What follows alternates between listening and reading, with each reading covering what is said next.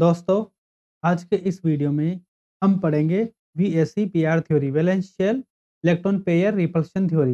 ये थ्योरी आपके आरपीएससी के लिहाज से बहुत इंपॉर्टेंट है, क्योंकि इस थ्योरी से आपके आरपीएससी, चाहे आप सेकंड ग्रेड का एग्जाम दो या फिर फर्स्ट ग्रेड केमिस्ट्री का एग्जाम दो, इससे 2 या 3 क्वेश्चन अवश्य मिलते हैं। और यदि इस थ्योरी को समझ लिया जाए और इसको बिना रटे कंसेप्चुअल समझ लिया जाए, इससे आपके 2 या 3 क्वेश्चन ईज़िली हो जाते हैं और आपका सिलेक्शन श्योर हो सकता है। क्योंकि कॉम्पिटिटिव एग्ज़ाम में तो एक क्वेश्चन की भी बहुत ज़्यादा इम्पोर्टेंस होती है। तो देखिए, आज इस थ्योरी को मैं आपके सामने कंसेप्चुअल प्रस्तुत करूँगा। तो बिना वीडियो को स्किप किए आप इस वीडियो को पूरा देखिएगा, ताकि आपकी ये थ्योरी अच्छे से क्लियर हो जाए और आपके जो सभी क्वेश्चंस बहुत ट्रिकली, बहुत कम समय को कंज्यूम किए इजीली सोल्व हो जाए, ताकि ताकि आपके अच्छे से अच्छे नंबर्स इन क्वेश्चंस से आप प्राप्त कर सको। तो स्टार्ट करते हैं। जो वीएससीपीआर थ्योरी है, सबसे पहले इसकी फुल फॉर्म ये क्या होती है? Valence shell electron pair repulsion theory. Clear? इसका पूरा नाम है valence shell electron pair repulsion theory. यानी जो संयोजी कोश में इलेक्ट्रॉन्स पेयर उपस्थित है, उनके बीच में जो प्रतिकर्षण होता है, उन पर ये बेस्ड है। और इसको दिया था, इसको किसके द्वारा दिया गया? उसको दिया गया है गिलेस्पी एवं नाइहोम के द्वारा। यहाँ से भी कभी-कभी एक क्वेश्चन बन जाता है, इस थ्योरी को किस साइंटिस्ट ने दिया? गिलेस्पी एवं नाइहोम। क्लियर? अब इस थ्योरी को समझने से पहले मैं एक चीज़ आपके सामने क्लियर कर देता हूँ, वो ये है कि जो संकरण पढ़ा ना आपने, संकरण, संकरण हमेशा अणु की क्या बताता है? ज्यामिति। और जब भी आप ज्यामिति की बात करोगे, तो उसमें आप इलेक्ट्रॉन पेयर में इलेक्ट्रॉन पेयर्स को काउंट करोगे, और इलेक्ट्रॉन पेयर्स में lone pair plus bond pair, सभी को आप काउंट करोगे। और जब अणु की आकृति की बात आती है, इसकी ज्योमेट्री की जगह शेप, शेप की बात आती है, उस शेप को कौन डिफाइन करता है? उस शेप को डिफाइन करती है VSEPR theory, वैलेंशियल electron pair repulsion theory. देखिए, जैसे ही अमोनिया का मॉलिक्यूल लिया मैंने, अगर इसकी ज्यामिति की बात करूँ तो इसका संकरण है sp3, और संकरण के अनुसार इसकी ज्यामिति होनी चाहिए टेट्राहेड। क्लियर?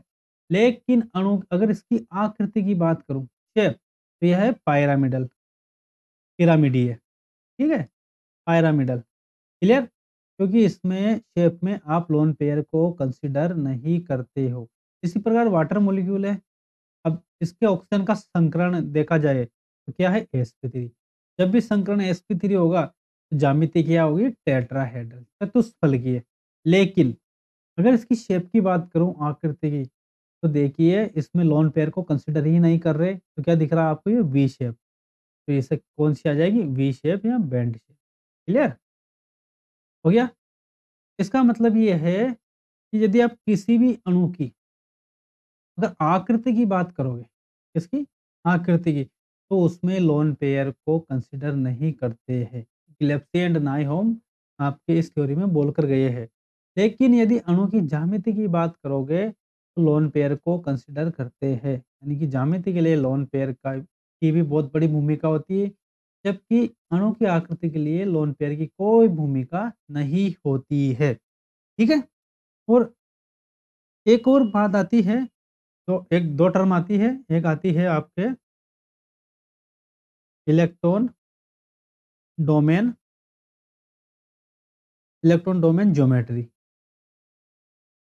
ठीक है?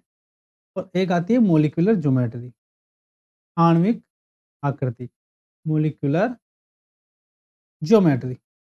ये आपके कभी-कभी क्वेश्चन आ सकता है यहाँ से। तो जो इलेक्ट्रॉन डोमेन ज्योमेट्री होती है, यानी इलेक्ट्रॉन को कंसीडर कर रहे हो आप, इलेक्ट्रॉन्स यानी सारे इलेक्ट्रॉन्स को कंसीडर कर रहे हो, तो इस जो ये होती है आपके ज्योमेट्री अकॉर्डिंग टू हाइब्रिडाइजेशन, संकरण के अनुसार जो ज्योमेट्री प्राप्त होती है, यानी कि ये होती है ज्यामिति। क्लियर?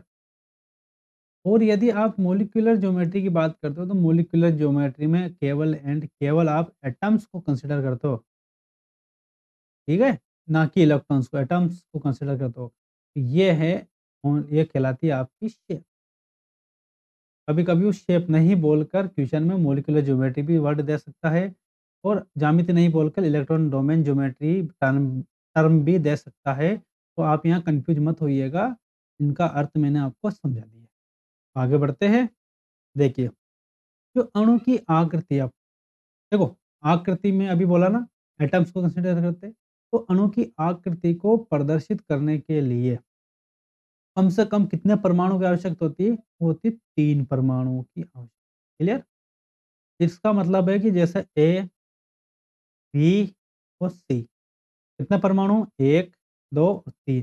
तो कितने बॉन्ड पेयर ज़रूरत है? 1 बॉन्ड पेयर और 2 बॉन्ड मिनिमम। न्यूनतम परमाणु की बात की जाए तो 3 परमाणु चाहिए, किसी भी अणु की आकृति को डिफाइन करने के लिए। न्यूनतम बॉन्ड पेयर की बात करें तो कितने चाहिए? 2 बंधे चाहिए। कितने? 2 बंधे। क्लियर? यहाँ तक आपके कोई प्रॉब्लम नहीं है। अब देखो, अब आते हैं हम इस थ्योरी के मेन उद्देश्य की तरफ बढ़ते हैं। मेन उद्देश्य ये है कि देखो, वो इस थ्योरी का पोस्टुलेट, इसकी कुछ अवधारणाएँ उन अवधारणाओं के आधार पर ये थ्योरी आपकी क्या हो जाएगी? क्लियर हो जाएगी।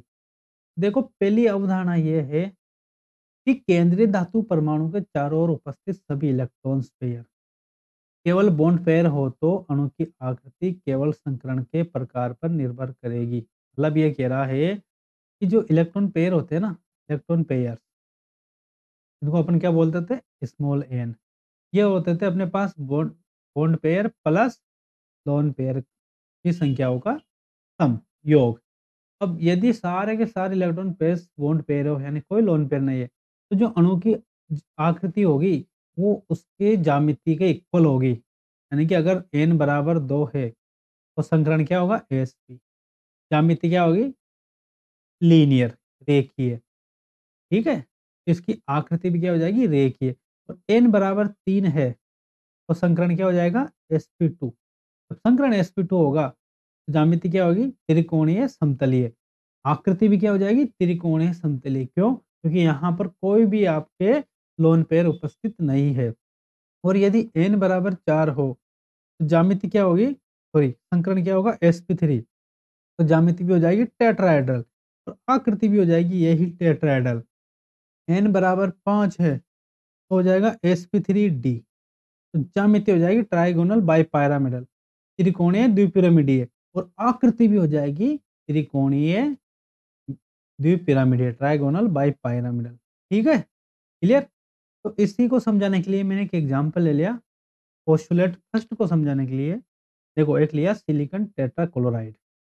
अब इसमें सिलिकॉन की बात करें तो सिलिकॉन किस कौन से ग्रुप में आता है? कार्बन वाले में। कार्बन से जस्ट नीचे आता है सिलिकॉन। क्या आता है? सिलिकॉन। अब कार्बन के पास जो संयोजी इलेक्ट्रॉन है आपके पास, कितने हैं? 1, 2, 3 और 4। तो सिलिकॉन के पास भी कितने रहेंगे? 4। तो संयोजी इलेक्ट्रॉन्स है 4। क्लियर? अब 4 एक वर्ग में सभी के पास सेम ही संयोजी इलेक्ट्रॉन्स होंगे, तो 4 है। चारों पे एक-एक क्लोरीन जोड़ दिया। कितने क्लोरीन? 4 क्लोरीन। तो कितने बॉन्ड पेयर हो गए? 1, 2, 3 और 4। तो n बराबर क्या हो गया? 4। n बराबर 4 है तो संकरण क्या होगा? sp3। जब संकरण sp3 होगा तो इसकी ज्यामिति क्या होगी? टेट्राहेड्रल। और इसकी कोई लोन पेयर नहीं है, इसके लिए इसकी आकृति भी क्या होगी? आकृति भी इसकी होगी टेट्राहेड्रल। क्लियर? अब देखिए, दूसरा एग्जांपल है कार्बोनेट आयन। कार्बन के पास कितने संयोजी इलेक्ट्रॉन है? 1, 2, 3 और 4। क्लियर? और 2 माइनस है। माइनस का 2 है ना, 2 इलेक्ट्रॉन ये नेगेटिव चार्ज के। कितना हो गया? 6। कितनी ऑक्सीजन जुड़ी हुई है? 1, 2, 3। ये 3 ऑक्सीजन जुड़ी हुई है। ये तो जुड़ेगी सिग्मा बंध से। अब 3 ऑक्सीजन क्या बनाएगी? पाई बंध भी बनाती है ना, टेंडेंसी ऑक्सीजन की। तो ये 3 ऑक्सीजन किससे जुड़ गई? एक-एक इलेक्ट्रॉन बचा उससे, पाई बंध से। तो जो बॉन्ड पेयर है उसमें ओनली अपन पाई बंध को कंसीडर करते हैं। क्लियर? सॉरी, सिग्मा बंध को कंसीडर करते। तो 1, 2 और 3, तो n बराबर आ गया 3, n बराबर 3 है, तो संकरण क्या होगा? sp2। जब संकरण sp2 है, तो ज्यामिति क्या होगी? इसकी ज्यामिति होगी आपके पास त्रिकोणीय समतलीय, समतलीय। और इसकी आकृति भी क्या होगी? कोई लोन पेयर नहीं है, इसलिए आकृति इसकी रेगुलर होगी, नियमित ज्यामिति के अकॉर्डिंग, कोई विकृत नहीं होगी, ठीक है? वो भी त्रिकोणीय समतलीय होगी। देखो जैसे ही लोन पेयर आता है, क्या हो जाता है? एक एग्जांपल मैंने पहले ही ले लिया पोस्टुलेट से पहले। देखिए, आयोडीन, आयोडीन के संयोजी कोष में होते हैं 7 इलेक्ट्रॉन। ये 17 ग्रुप है, हेलोजन वाला 17 ग्रुप है। उसमें क्लोरो फ्लोरो आयोडो आता है। आयोडीन के पास कितने संयोजी इलेक्ट्रॉन है? 3, 4, 5, 6 और 7। एक नेगेटिव है, उसका इलेक्ट्रॉन आ गया। कितनी क्लोरीन जुड़ी हुई है? ओनली 2। तो क्लोरीन तो बॉन्ड पेयर से जुड़ी हुई है। बाकी के 3 क्या है? Lone pair. जैसे ही 3 लोन पेयर हुए, 1, 2, 3, 4, 5, 5 होते ही संकरण हो जाएगा sp3d। देखो मैं आपको संकरण निकालना भी सिखा रहा हूँ इसी में, और VSEPR तो चल ही रही। देखिए संकरण हो गया sp3। जब संकरण sp3 है, तो ज्यामिति तो क्या होनी चाहिए? ज्यामिति क्या होती है? ट्राइगोनल बाइपिरामिडल, त्रिकोणीय द्विपिरामिडीय। लेकिन अब त्रिकोणीय द्विपिरामिडीय ऐसे होती है, ये आयोडीन 1, 2, 3 और ये 2 अक्षीय। ये तो निरक्षीय हो जाता है ऐसा तो। ये देखिए, ये त्रिकोण फिर द्विपिरामिड। तो अब बात ये आती है कि लोन पेयर को कहाँ रखते हैं? लोन पेयर हमेशा इक्वेटोरियल पोजीशन पे आता है, क्योंकि ज़्यादा स्थान घेरता है ना, तो ये वहाँ जाता है जहाँ इसको स्थान ज़्यादा मिले, और वहाँ पर जाता है जहाँ एस करैक्टर ज़्यादा हो। इक्वेटोरियल पोजीशन पर, निरक्षीय स्थिति पर परसेंटेज एस लक्षण ज़्यादा होता था, इसलिए लोन पेयर यहाँ पर जाते हैं। अक्षीय स्थिति पर जाता है एटम। चला गया? ये दोनों Cl और ये Cl। तो आकृति क्या दिख रही है आपको? लीनियर, क्योंकि लोन पेयर को तो आप कंसीडर करते ही नहीं आकृति में। इस कंडीशन में इसकी आकृति क्या होगी? रेखीय। क्लियर? देखो अगर ज्यामिति है तो ट्राइगोनल बाइपिरामिडल, और आकृति है तो रेखीय। ये क्लियर हो गया? जैसे ही लोन पेयर आया, आकृति क्या होगी? ज्यामिति विकृत होगी, विकृत। विकृत होने के कारण ही तो ये इसमें कन्वर्ट हुआ रेखीय में। क्लियर? तो इसको और आगे क्लियर करूँगा मैं सेकंड पोस्टुलेट से। जो दूसरे नंबर का पोस्टुलेट है, वो यूँ कह रहा है कि यदि बॉन्ड पेयर के साथ-साथ लोन पेयर भी उपस्थित हो, तो अणु विकृत आकृति को दर्शाता है। मतलब वो नियमित आकृति, रेगुलर आकृति को नहीं शो करेगा। वो उसका कारण क्या है कि लोन पेयर अधिक स्थान घेरता है बॉन्ड पेयर, इसलिए वो अधिक प्रतिकर्षण देता है। अगर प्रतिकर्षण अधिक देगा, तो और लोन पेयर के बाद लोन पेयर के बीच में सबसे ज़्यादा प्रतिकर्षण, फिर लोन पेयर बॉन्ड पेयर के बीच में उससे कम प्रतिकर्षण, और बॉन्ड पेयर के बीच में सबसे कम प्रतिकर्षण होता है। और यदि लोन पेयर की जगह पाई बंध उपस्थित हो, तो पाई बंध का जो बॉन्ड पेयर होता है, वो भी अधिक स्थान घेरता है सिग्मा बंध की तुलना में, इसलिए प्रतिकर्षण भी अधिक होगा। तो पाई बॉन्ड पेयर के बीच का जो रिपल्सन है, वो पाई बॉन्ड पेयर और सिग्मा बॉन्ड पेयर से ज़्यादा, और pi bond sigma bond pair का सिग्मा बॉन्ड पेयर से ज़्यादा होगा रिपल्सन। क्लियर? तो इसी के बेसिस पर आपके मैं बहुत सारे क्वेश्चन सोल्व कर देता हूँ। इसको समझने के लिए मैं आपको सभी संकरण ले लेता हूँ, और उसमें लोन पेयर और बॉन्ड पेयर का आधार पर आपको मैं समझा देता हूँ कि आकृति वो कितनी विकृत होती है, कितनी डिस्टॉर्टेड होती है। तो मैं ले लेता हूँ एक तो संकरण, ठीक है? और एक ले लेता हूँ एन। एन क्या है? Number of electrons pair. Number of electron pairs में क्या-क्या होगा? बॉन्ड पेयर की संख्या प्लस लोन पेयर की संख्या। फिर ले लेता हूँ उसकी आकृति क्या होगी? शेप। फिर ले लेता हूँ मैं उसकी क्या ले लेता हूँ? संरचना, स्ट्रक्चर ऑफ मॉलिक्यूल, उसकी संरचना कैसी होगी? क्लियर? ये चीज़ मैं अभी कंसीडर करता हूँ। तो पहला जो संकरण ले रहा हूँ मैं, वो ले रहा हूँ sp, ठीक है? sp लिया। कलर चेंज कर लेता हूँ। पहला जो समीकरण लिया मैंने sp, तो sp के लिए n का मान कितना होता है? कितने इलेक्ट्रॉन पेयर चाहिए? 2। अगर 2 के 2 इलेक्ट्रॉन पेयर क्या हो? Bond pair. और लोन पेयर क्या हो? 0। तब तो इसकी आकृति क्या होती थी? रेखीय। ठीक है? और रेखीय ऐसे लिखते थे, मान ले जाइए ये तो 1 एटम, ये 2 एटम, या कोई दूसरा जुड़ाव मैं A मान लेता हूँ, चलो ठीक है।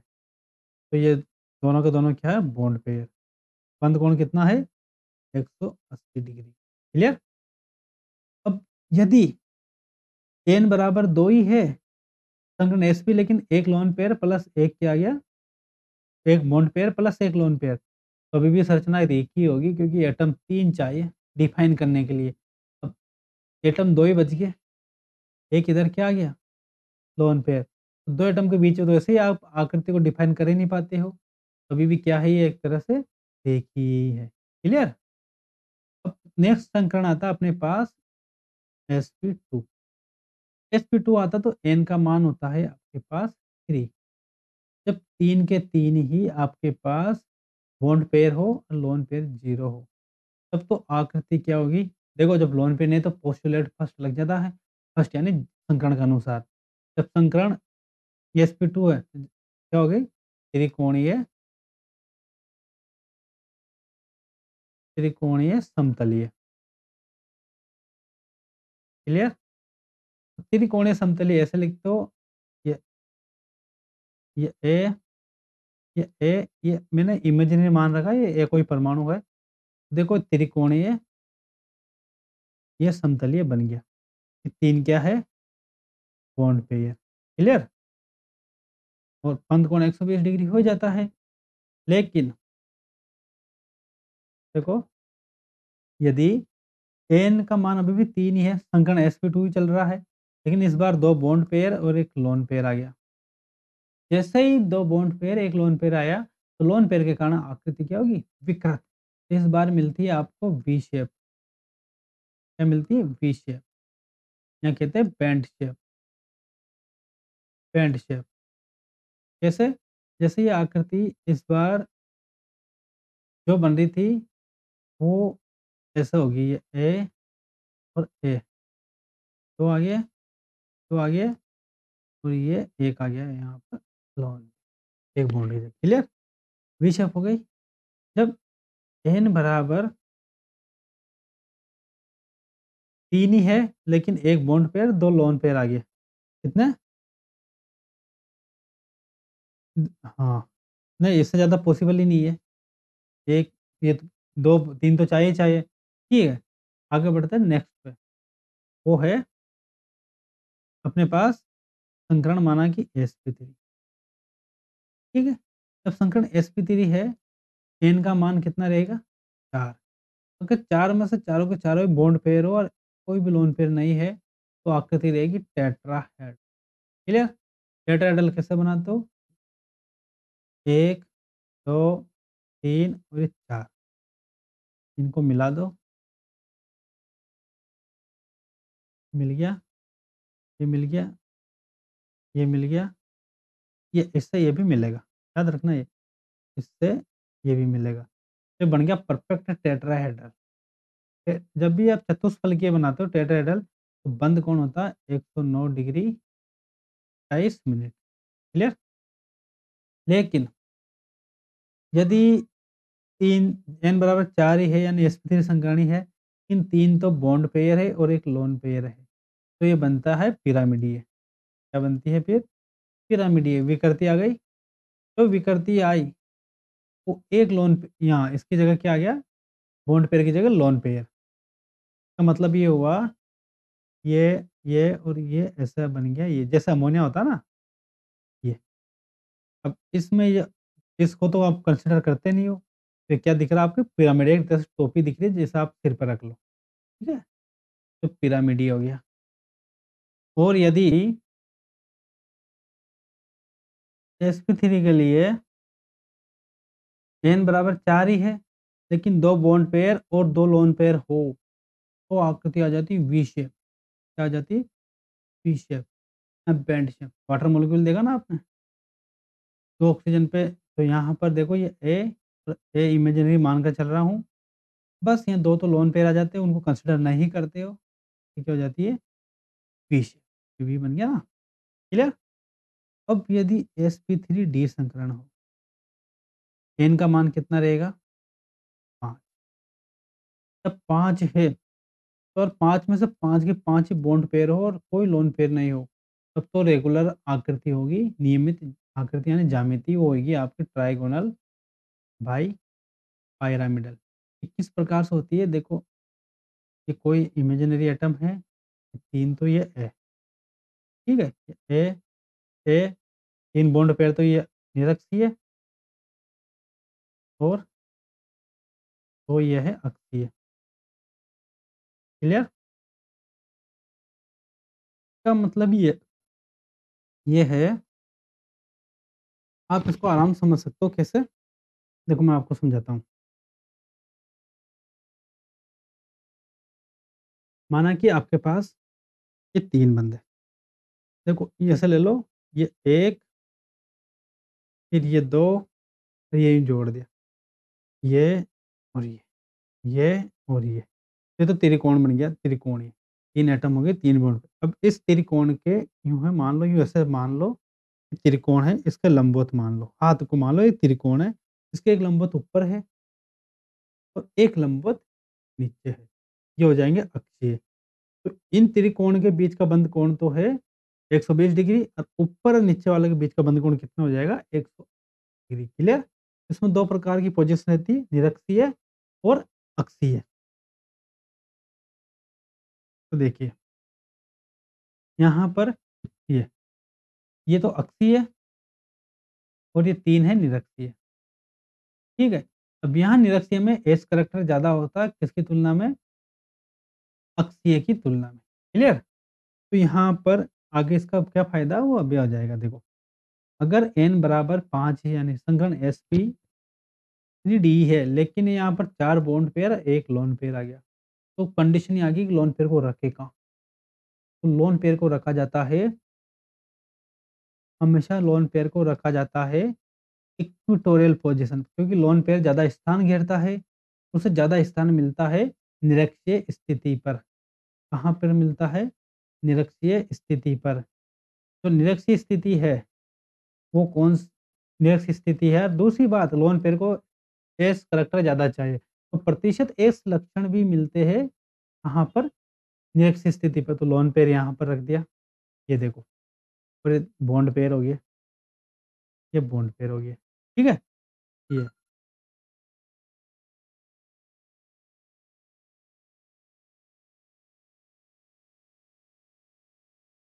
अब देखिए इसमें कि जैसे एक लोन पेयर आया आपके, तो ये लोन पेयर कहाँ पर आ गया? निरक्षीय स्थिति पर। जैसे निरक्षीय पे आया तो आकृति कैसी बनेगी? ये तो अक्षीय, ये 2 ऐसे और यहाँ पर आ गया ये लोन पेयर जिसको कंसीडर नहीं करते। तो क्या दिख रहा है आपको? एक तरफ के शेप। तो जो आकृति मिलती है वो मिलती है के शेप। क्या मिलती है? के शेप, क्लियर? के शेप को आप एक और नाम बोलते हो सीसा, सीसा, बच्चों का झूला, क्लियर? तो ये हो गया आपके। और यदि n बराबर वही हो आपका अभी भी 5, लेकिन इस बार 3 तो बॉन्ड पेयर और 2 लोन पेयर है। तो इस बार देखो स्थिति ये हो जाएगी कि ये पहले तो ऐसे था, लेकिन अब 2 लोन पेयर 2 यहाँ रख देंगे। ये 2 लोन पेयर आ गया निरक्षीय पे और ये आगे एटम 3 बॉन्ड पेयर। क्या है? 1, 2 और ये 3। तो ये क्या आकृति दिख रही है आपको? इनको कंसीडर करते नहीं हो, तो क्या दिख रहा है आपको? एक तरह टी। तो इस कंडीशन में मिलती है आपको टी शेप। क्या मिलती है? T shape. यहाँ तक क्लियर हो गया हो? और यदि 3 के 3 ही क्या हो? 2 तो बॉन्ड पेयर 3 लोन पेयर हो, इस कंडीशन में क्या है कि तीनों के तीनों जो निरक्षीय स्थिति है उस पर क्या आ गया इस बार? Lone pair. और लोन पेयर को आप आकृति में काउंट करते नहीं हो, ये 2 बचे बॉन्ड पेयर अक्षीय। तो इस बार जो आकृति मिली आपको क्या मिलेगी? Linear, only and only linear. रेखीय। क्लियर हो गया? तो अब यहाँ तक क्लियर हो गया? तो नेक्स्ट संकरण है अपना sp3d2। यहाँ पर n का मान कितना होएगा? 6। अगर 6 इलेक्ट्रॉन पेयर्स में 6 के 6 बॉन्ड पेयर हो, कोई भी लोन पेयर नहीं हो, तो आकृति क्या कहलाती है इसकी? अष्टफलकीय, ऑक्टाहेड्रल। ठीक है? अष्टफलक को ऐसे बनाते हो आप, ऐसे बनाते हो, ये तो है आपका वर्ग। ठीक है? अब यहाँ से चारों बंद को मिला दो, ऐसे, और ये है आपके वर्ग के ऊपर और नीचे के बंद। ठीक है? इनको इन दोनों कॉर्नर से मिला दो, इनको इस कॉर्नर से भी मिला दो। ठीक है? इसी प्रकार इनको, इस नीचे वाले को भी इन दोनों से मिला दो और इससे भी मिला दो, तो परफेक्ट आपके पास मिल जाता ऑक्टाहेड्रल। क्लियर? क्या बन जाता? ऑक्टाहेड्रल। इसको मैं आपको समझा देता हूँ। देखिए, जैसे मोबाइल है, ये 4 कॉर्नर है, 4 कॉर्नर का तो बन गया एक वर्ग, इसको वर्ग मान लो। एक बंदे ऊपर इस तल के और एक बंदे इस तल के नीचे। ठीक है? अब इन इस तल के ऊपर वाले बंद को इन चारों कॉर्नर से मिला दो। इससे मिला दिया, फिर इससे मिला दिया और इस पीछे वाले से मिला दिया और इससे मिला दिया। देखो, तो आपको एक त्रिकोणीय फलक तो ये मिलेगा एक। एक त्रिकोणीय फलक ये मिलेगा ये वाला। एक त्रिकोणीय फलक आपको इधर वाला मिलेगा, एक मेरी तरफ वाला मिलेगा। तो ऊपर कितने फलक बन गए? 4। ऐसे कैसे 4 बन जाएँगे नीचे? आष्ट 8 फलक हुए कि नहीं? इसको कहते हैं अष्टफलकीय संरचना। अष्टफलकीय संरचना में आपके सभी के सभी बंधों की जो बंध लंबाई होती है, वो क्या होती है? सेम होती है। ये सभी बंध क्या है? इक्वल है इससे। ठीक है? बंध लंबाई इनकी क्या? सबकी सेम है। क्लियर? अब यदि मैं ऐसा करूँ कि n तो अभी भी 6 ही है, लेकिन इस बार एक क्या आ गया? 5 तो बॉन्ड पेयर, 1 लोन पेयर। जैसे ही लोन पेयर आया, इसे कहीं भी रख दो आप। ये देखो, इसको समझाने का बेस्ट तरीका ये है। ये तो है सारे के सारे बॉन्ड पेयर 4। ये भी बॉन्ड पेयर है। यहाँ पर रख दिया आपने लोन पेयर। इसको आप कंसीडर करते ही नहीं हो। तो वर्ग पिरामिडीय बना कि नहीं? तो आकृति क्या हो जाएगी? वर्गाकार पिरामिडीय। पिरामिडीय। ठीक है? वर्गाकार पिरामिडीय। क्लियर? और यदि n बराबर 6 ही है, लेकिन इस बार 4 तो बॉन्ड पेयर, 2 लोन पेयर है, तो दोनों को एक इधर रख दो। वापस बना देता हूँ, देखो। ये और ये। 1, 2, 3 और ये 4 और ये 2 लोन पेयर ऐसा आ गया, 1 लोन पेयर ये ऐसा आ गया। तो ये 4 बॉन्ड पेयर, तो इस बार क्या हो गया? आकृति वर्गाकार, केवल वर्गाकार। क्लियर? तो ये हो गया आपके sp3d2। अब sp3d3 है, sp3d3, sp3d3 में भी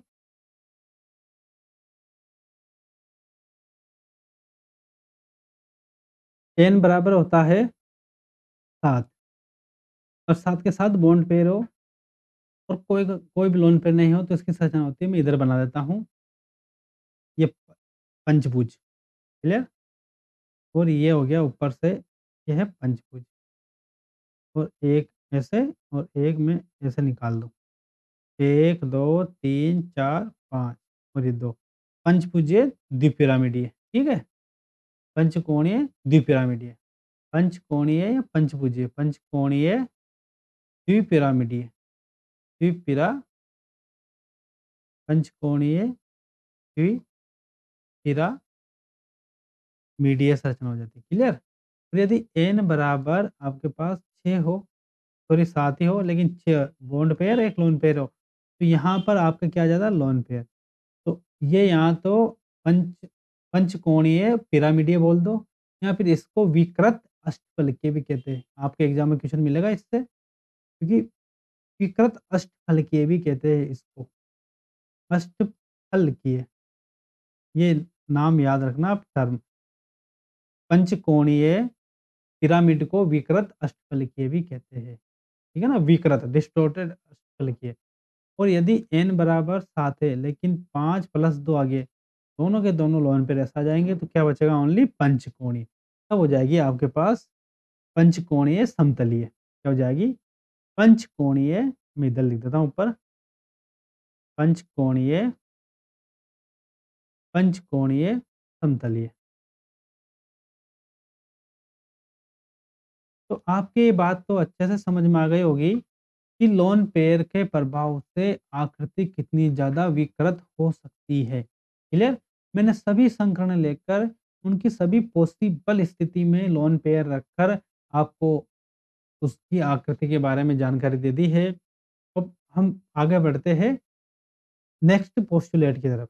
तो नेक्स्ट पोस्टुलेट है, नेक्स्ट हाइपोथेसिस है, वो क्या है? वो यूँ कहती है आपसे कि it deals with the bond angle of molecules और आयन। मतलब क्या है कि इसमें जो मॉलिक्यूल्स है अथवा जो मॉलिक्यूल का आयन है, उसका क्या देखेंगे अपन? बंध कोण।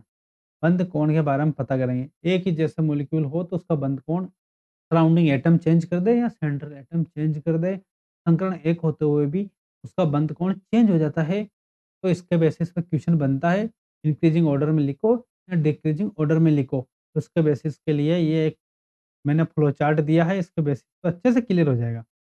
देखो, सबसे पहले तो आप संकरण का पता कर लीजिए कि संकरण sp है, sp2 है या sp3। तो आपको यहाँ से ज्यामिति का पता चल जाएगा। sp तो लीनियर, sp2 है तो त्रिकोणीय और sp3 है तो टेट्राहेड्रल। ठीक है? अब इसमें क्या होता है कि सबसे ज़्यादा बंद कोण किसमें होता है? sp में। sp में क्या होता है? परसेंटेज s लक्षण भी इसमें 50% होता है। तो उससे बंद कोण एक 120 डिग्री होता है sp2 का, यहाँ 33% होता है लगभग, और sp3 में 25% होने के कारण बंद कोण और कम हो जाता है, 108 डिग्री पे आ जाता है। तो परसेंटेज s लक्षण बढ़ेंगे, वैसे-वैसे बंद कोण भी बढ़ेगा। लेकिन यदि किसी 2 या 3 मॉलिक्यूल का संकरण ही समान हो जाए, जब संकरण अलग-अलग हो तब तो कोई प्रॉब्लम नहीं है, एस करैक्टर देख लीजिए, एस करैक्टर देखकर आपका क्वेश्चन सॉल्व हो जाएगा। लेकिन जब संकरण ही समान हो 2 या 3 मॉलिक्यूल्स का तो आगे बढ़ेंगे, संकरण से काम नहीं चलेगा। फिर देखेंगे अब हम जो केंद्रीय धातु परमाणु है, सेंट्रल एटम पर उपस्थित लोन पेयर की संख्या को ज्ञात कर लें।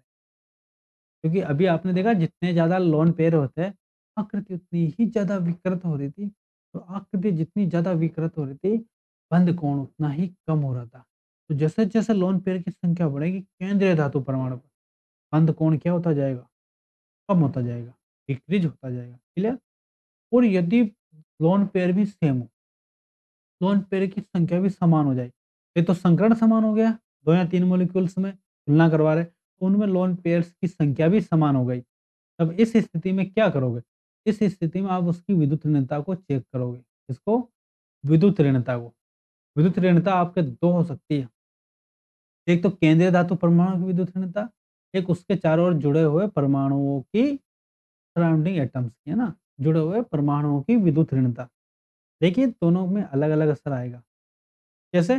सबसे पहले तो केंद्रीय धातु परमाणु की विद्युत ऋणता को देखो। अगर उसकी विद्युत ऋणता ज़्यादा है, किससे? सराउंडिंग एटम से, तो बंध कोण भी बढ़ेगा। ठीक है? और यदि ये बंध कोण बढ़ने का कारण ये है कि जैसे-जैसे विद्युत ऋणता बढ़ेगी केंद्रीय धातु परमाणु की, तो ये इलेक्ट्रॉन युग्म को बंदी इलेक्ट्रॉन युग्म को अपनी तरफ क्या करेगा? आकर्षित करेगा। और जैसे-जैसे केंद्रीय धातु परमाणु की तरफ बंदी इलेक्ट्रॉन युग्म आएँगे, वैसे-वैसे बॉन्ड पेयर देखो पास आते जा रहे हैं ना, रिपल्शन बढ़ेगा, तो बंध कोण क्या हो जाएगा? बढ़ेगा। जैसे-जैसे विद्युत ऋणता बढ़ेगी केंद्रीय धातु परमाणु की, बॉन्ड पेयर प्रतिकर्षण बढ़ेगा, वैसे-वैसे बंध कोण भी बढ़ेगा। क्लियर? और दूसरा ये है अगर सराउंडिंग एटम की विद्युत ऋणता बढ़ेगी, तो बंध कोण घटेगा। क्यों घटेगा? उसका कारण ये है कि जैसे-जैसे जुड़े हुए परमाणु है ना, उनकी विद्युत ऋणता बढ़ेगी, तो विद्युत ऋणता बढ़ने के कारण ये इलेक्ट्रॉन युग्म को, जो बंदी इलेक्ट्रॉन युग्म है, उसको अपनी तरफ आकर्षित करेंगे, तो ये इनके बीच की दूरी बढ़ती जा रही।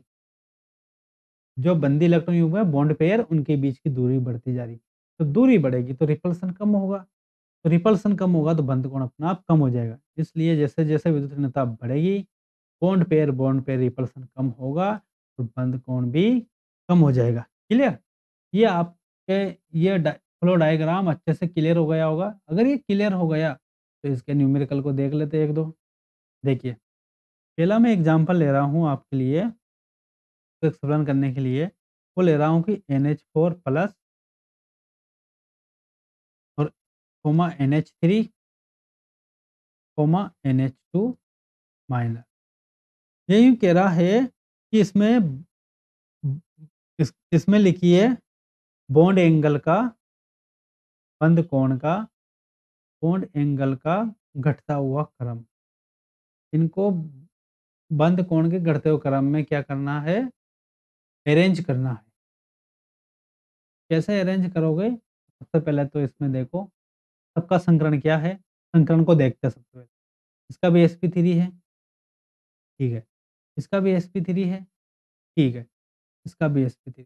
जब संकरण समान हो जाता तो नंबर ऑफ लोन पेयर्स को काउंट करते थे। देखो, इसके ऊपर एक लोन पेयर, NH2 माइनस के ऊपर एक, तो ये लोन पेयर ऑलरेडी, अरे कि 2 नेगेटिव का 1 लोन पेयर आ गया ना, एक माइनस का 2 इलेक्ट्रॉन होते हैं। इसके पास कितने लोन पेयर? 2। इसके पास 1 और इसके पास 0 लोन पेयर। तो सबसे ज़्यादा बंद कोण किसका होगा? जिसके पास लोन पेयर की संख्या कम होगी। तो बंद कोण सबसे ज़्यादा इसका, उससे कम बंद कोण है NH3 का, उससे भी कम बंद कोण है NH2 माइनस का। तो ये कितना इम्पोर्टेंट हाइपोथेसिस था, पोस्टुलेट था, जो उससे क्वेश्चन सोल्व हो गया। ठीक है? एक और एग्जांपल ले लेता हूँ, उससे तो आपका अच्छे से क्लियर हो जाएगा। देखिए, जैसे मैंने लिया NO2 प्लस और ले लिया मैंने NO2 माइनस। अब नाइट्रोजन को देखिए, ये मेरा पूरा सोल्व करके बताता हूँ। नाइट्रोजन के संयोजी कोष में कितने इलेक्ट्रॉन है? 5। ये 5 इलेक्ट्रॉन्स आ गए। पाँचों के पाँचों इलेक्ट्रॉन्स आपके ये आ गए। इसके पास भी 5 है, लेकिन एक पॉजिटिव चार्ज के कारण 1 इलेक्ट्रॉन कम हो गया, 4 बचे। इसके पास 5 है, लेकिन एक नेगेटिव के कारण कितने बढ़ गए? 1 बढ़ गया, तो 6 हो गए। क्लियर? 2, 2, 4, 2, 6। ऑक्सीजन कितनी जुड़ रही है? 2 ऑक्सीजन। ये 2 ऑक्सीजन, ठीक है? 2 ऑक्सीजन जुड़ने के कारण ये इसने क्या किया कि ये ऑक्सीजन जुड़ गई। जुड़ने के बाद इसने क्या किया? ले भाई, तो ऐसा कर ऑक्सीजन कि मेरे साथ तू आ जा यहाँ पर, ये बंद बना ले। और ये तो पाई बंद बना लिया और ये सिग्मा से जुड़ ही गया। एक और ऑक्सीजन है, कह रहा तू भी इससे जुड़ जा। चल ठीक है, वरना तू ऐसा कर कि मेरे से एक इसके पास इलेक्ट्रॉन ऐसे बच जाएगा, फ्री इलेक्ट्रॉन, ठीक है? तो इसमें देखो Na2 प्लस के पास 2 के 2 ही ऑक्सीजन है, वो 1 इलेक्ट्रॉन भी नहीं बचा। इसके पास 2 ऑक्सीजन जुड़ने के बाद 1 इलेक्ट्रॉन युग्म में बचा, ठीक है? इसके पास कोई लोन पेयर नहीं है, तो Na2 प्लस का सबसे ज़्यादा वाहक नहीं, उससे कम देखो किसका होएगा? किसका होएगा? NO2 का। उससे कम हो जाएगा NO2 माइनस का, ठीक है? बंद कोण का घटता हुआ क्रम, ठीक है? लेकिन ये एक और कहता है, एक बात और बोलता है कि यदि सेंटर एटम या फिर सराउंडिंग एटम, चाहे आपने जैसे सराउंडिंग एटम 3 है, 3 के 3 ही आपने एक साथ चेंज कर दिए दूसरे एटम से, या वापस 3 को किसी तीसरे परमाणु से आपने क्या कर दिया? इंटरचेंज कर दिया। चाहे उनकी विद्युत ऋणता ज़्यादा हो या कम हो, उनके बंद कोण पर कोई असर नहीं होगा। ये बहुत इंपॉर्टेंट पॉइंट है, के बेसिस पे मैं आपको एक ये समझा देता हूँ। देखिए, BF3, BCl3, BR3, ये 3 उदाहरण लिए। अब देखो, केंद्र सबका संकरण है sp2, clear? sp2, sp2 boron सब में sp2 है। अब बात आती है किसका तो बंद कोण ज़्यादा होगा, किसका कम होगा। देखो, 3 सराउंडिंग एटम थे फ्लोरीन, तीनों को रिप्लेस कर दिया क्लोरीन से, फिर तीनों को रिप्लेस कर दिया ब्रोमीन से। एक साथ पूरे ही रिप्लेस कर दिए। इनकी विद्युत ऋणता ज़्यादा हो या कम वाले जोड़ो, कोई असर नहीं होता। इन सब का बंद कोण क्या रहेगा? BF3 का किसके इक्वल होगा? BCl3 के किसके इक्वल होगा? BBr3 के, क्लियर है? मोस्ट इम्पोर्टेंट उदाहरण था इस पोस्टुलेट का, वो भी मैंने आपके सामने क्लियर कर दिया। क्लियर? अब देखो इसी प्रकार एक और ले लेता हूँ मैं उदाहरण। कौन-सा ले लेता हूँ? देखो, मैंने उदाहरण लिया, इसके साथ एक और ले लेता हूँ SO3 और CO3 2 माइनस। देखो, ये भी sp2 है और ये भी sp2 है। ये तो सोल्व कर लिया, ये भी सोल्व करके बता देता हूँ। क्लोरीन में कितने सल्फर में कितने इलेक्ट्रॉन होते हैं संयोजी? 6। 6 में 3 ऑक्सीजन जुड़ गई, 3 ही ऑक्सीजन ने एक-एक जो इलेक्ट्रॉन बचे उससे क्या बना लिया? पाई बंध बना लिया। पाई बंध बना लिया। इस पाई बंध को बनाने के कारण संकरण क्या हो गया? sp2। अब देखो सराउंडिंग एटम यहाँ ऑक्सीजन जुड़ गया, यहाँ ऑक्सीजन जुड़ गया। देखो, यहाँ पर तो सराउंडिंग एटम चेंज हो गया। क्लियर? तो यहाँ पर सेंटर एटम ही चेंज हो गया। देखो, चेंज हुआ तो परमाणु चेंज हो गया, तो भी इनके बंध कोण पर कोई असर नहीं आएगा क्योंकि एक साथ पूरे चेंज हो गए। यहाँ तो पूरा सराउंडिंग चेंज करो या पूरे ये करो, संकरण सेम है तो इनका बंध कोण भी क्या होगा? सेम होगा। इतना very, very, very most important example है ये। कभी भी टपक सकता है एग्जाम में, फर्स्ट ग्रेड में, सेकंड ग्रेड में, कॉलेज और इवन कॉलेज वाले में भी। ठीक है? इसी के साथ आपके जो वेसीपीआर थ्योरी थी वो पूर्ण होती है। इसके जो मोस्ट है वो है क्वेश्चंस। इनको मैं करवाऊंगा आपको नेक्स्ट वीडियो में। धन्यवाद।